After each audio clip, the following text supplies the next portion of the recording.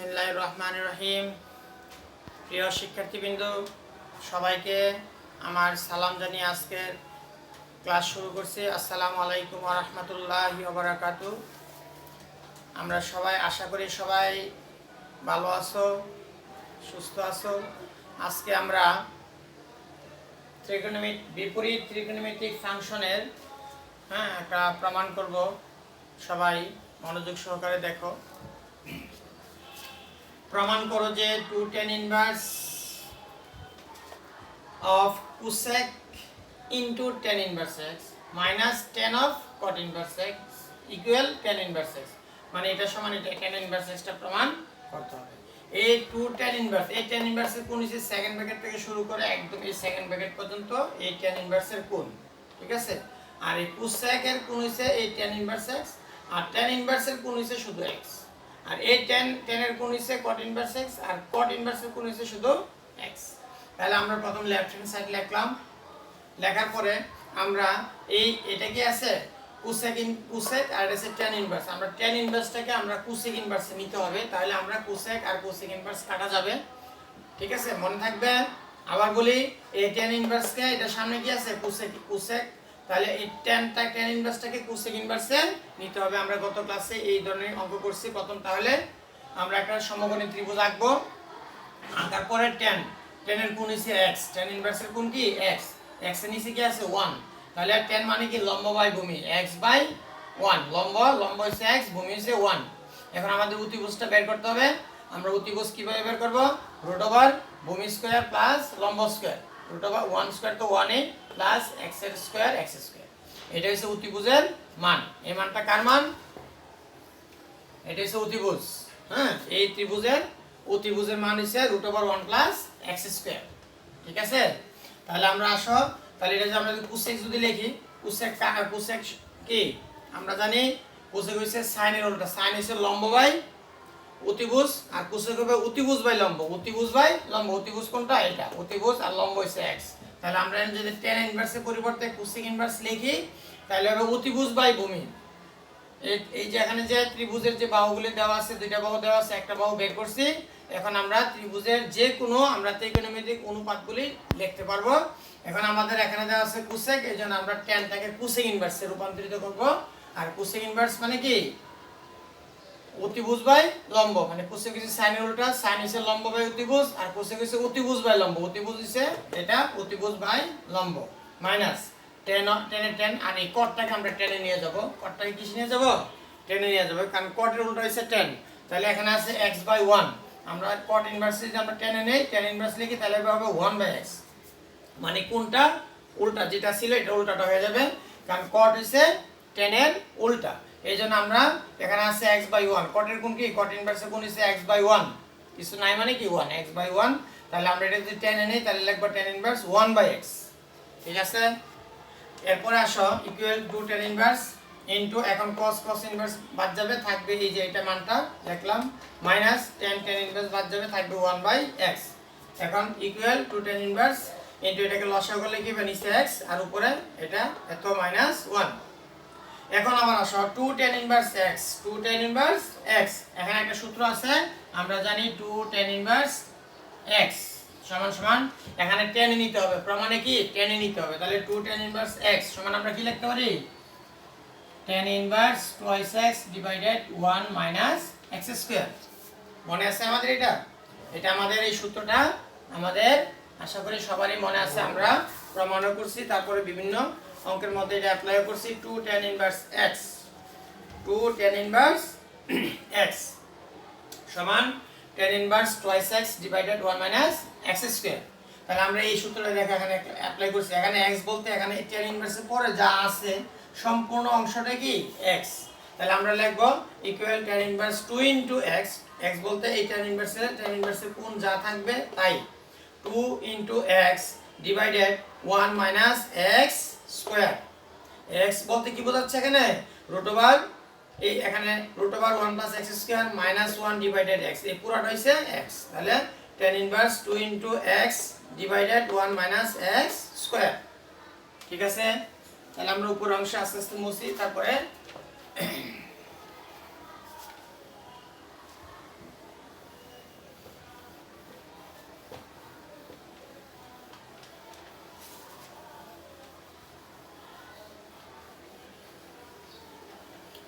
এখন শুধু আমরা ক্যালকুলেশন করব ইকুয়াল tan ইনভার্স উপরে যা আছে তাই লিখব এই টু কিন্তু এই পুরো অংশের সাথে গুণ শুধু এটার সাথে না এই -1 এর সাথে সহ আর 1 মাইনাস নিচেরটা যদি আমি এটাকে স্কয়ার করি এটা নিচেরটা x এর উপরে স্কয়ার আছে তাহলে নিচে লিখব x স্কয়ার এটার উপরে স্কয়ার আছে তাহলে লিখব ব্র্যাকেট দিয়ে √1 প্লাস x স্কয়ার মাইনাস 1 এটার উপরে স্কয়ার আলাদা করে ফেললাম এটা তো পুরো হোল স্কয়ার তাহলে আমরা উপরের অংশ স্কয়ার করলাম ডিভাইডেড নিচের অংশে স্কয়ার করলাম এরপর আসো tan ইনভার্স উপরে 2 ইনটু যা আছে তাই লিখব 1 plus x square minus 1 divided x আর নিচে 1 মাইনাস নিচে তো x স্কয়ার অলরেডি আছে এটাকে যদি আমি ভাঙি তাহলে কি হবে এটা আছে দুইটা অংশ √1 প্লাস x স্কয়ার একটা অংশ -1 আর একটা অংশ দুইটা অংশ তাহলে এটাকে যদি মনে মনে a ধরি a minus b whole square a minus b whole square সূত্র কি a square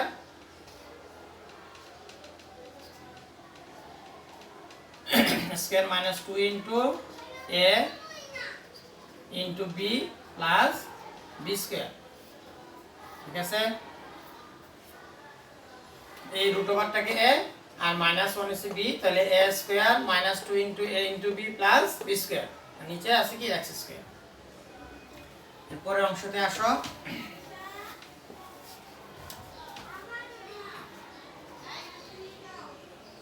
to into 1 plus x square -1 divided x আর এখানে নিচের অংশটা আমরা লসাগু করে ফেলি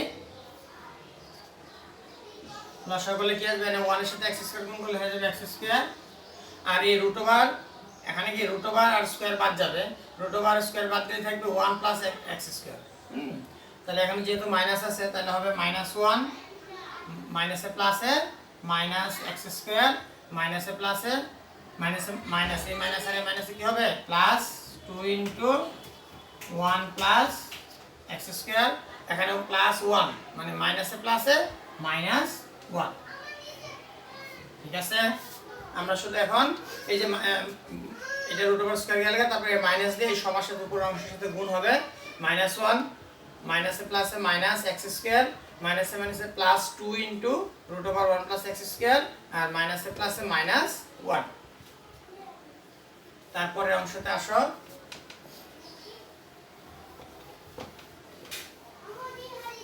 এখন শুধু ক্যালকুলেশন হ্যাঁ সমান সমান tan ইনভার্স 2 ইনটু 2 তো সামনে দেই 2 into 1 plus x square -1 divided x এই টুটা এটার সাথে না এই পুরো অংশের সাথে 2 গুণ ডিভাইডেড কি x square minus x square কাটা থাকবে না 2 into √,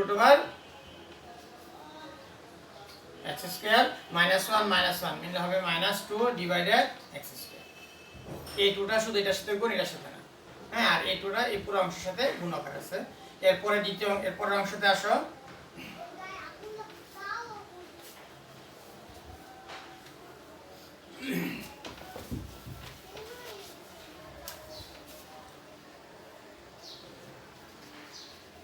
tan inverse 2 into 1 plus x square -1 divided 2 আর এখানে কি হবে 2 যদি কমন নেই তাহলে উপর হবে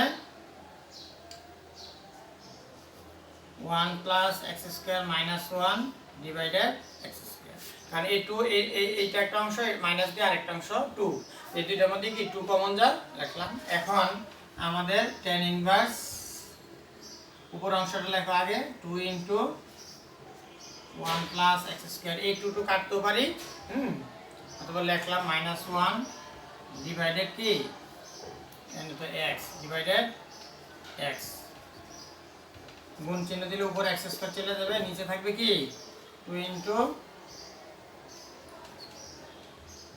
1 প্লাস x স্কয়ার -1 ব্র্যাকেট ঠিক আছে এখন দেখো উপরের অংশ লিখলাম এখানে ইনটু চিহ্ন দিয়ে তারপর কি এটা নিচেটা চলে যাবে উপরে আর উপরের অংশটা আসবে নিচে এখন এখানে 2 2 আছে, এখানে নিচে 2 আছে, কাটা যাবে। এখানে √1 + x² - 1 √1 + x² - 1 এটা কাটা যাবে। এখানে x আছে না x² আছে, x কাটা গেলে উপরে x একটা থাকবে। তাহলে আমরা এটাই লিখতে পারি, সুতরাং tan ইনভার্স x এটাই রাইট অ্যান্সার। ঠিক আছে,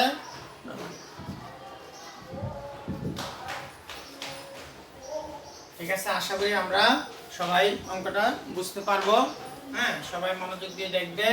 এরপর আরেকটা অঙ্ক আমরা করি।